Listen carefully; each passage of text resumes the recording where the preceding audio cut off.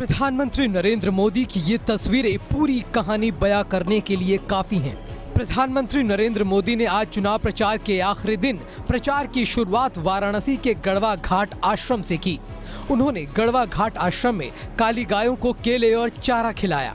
गौसेवा करते दिख रहे पीएम मोदी की ये तस्वीरें चुनावी माहौल में अपने आप बहुत कुछ कह देती हैं। गोरक्षा जैसे मुद्दों पर बीजेपी का रुख किसी से छिपा नहीं है। ऐसे में इसका सियासी मतलब निकालना आसान है। मोदी ने बिना कुछ कहे ही उत्तर प्रदेश में टीवी देख रहे लोगों के पास अपना संदेश पहुंचा दिया। गढ़वा आश्रम अपने आप में संतमत परंपरा एक लंबे समय तक पूरे भारत में आध्यात्मिक और सामाजिक कार्यों से जुड़ी हुई है। माननीय प्रधानमंत्री जी के संसदीय क्षेत्र में आता है और संसदीय क्षेत्र में आने से उनका यहाँ दर्शन और पूजन का एक कार्यक्रम लंबे समय से पेंडिंग था।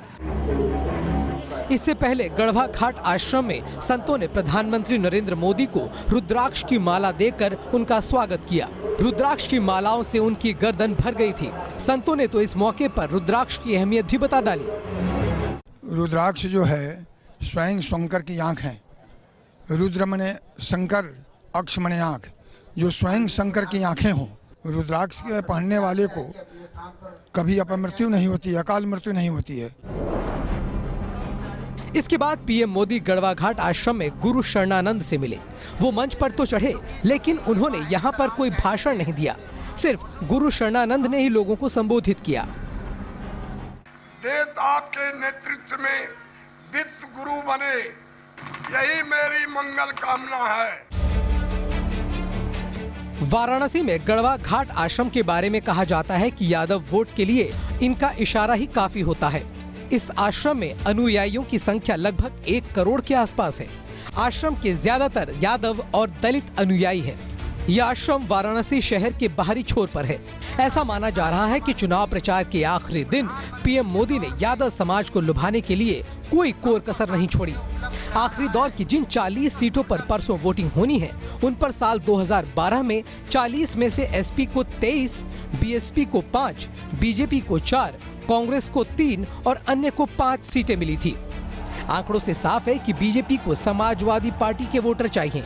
ऐसे में यादव समाज का वोट उनके लिए अहम है। चूंकि वाराणसी प्रधानमंत्री नरेंद्र मोदी का संसदीय क्षेत्र है, इसलिए भी यहाँ की सीटें पीएम के लिए प्रतिष्ठा का सवाल है। बीजेपी की चिंता खास तौर पर 5 विधानसभा सीटों को लेकर है, जो उनके लोकसभा सीट में आती हैं। ये सीटें हैं वाराणसी दक्षिण, वाराणसी कैंट, वाराणसी उत्तर, रोहनिया और सेवापुरी।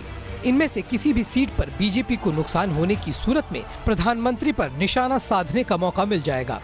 प्रधानमंत्री इसलिए कोई कोर कसर नहीं छोड़ना चाहते। वो गढ़वा घाट आश्रम के बाद पूर्व प्रधानमंत्री लाल बहादुर शास्त्री के घर भी गए। ऐसा माना जाता है कि पीएम की नजर कायस्थ वोटों पर भी है।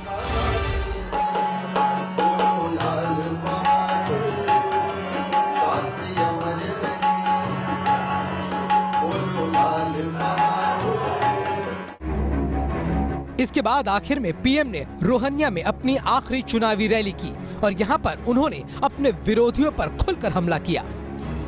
बलात्कार, हत्या, लूट, हर प्रकार की माफिया, खनिज के माफिया, शिक्षा के माफिया, पानी के माफिया, न जाने माफियाओं को ही उपद्रव यहाँ चलता रहता है और अखिलेश जी की सरकार सोई पड़ी।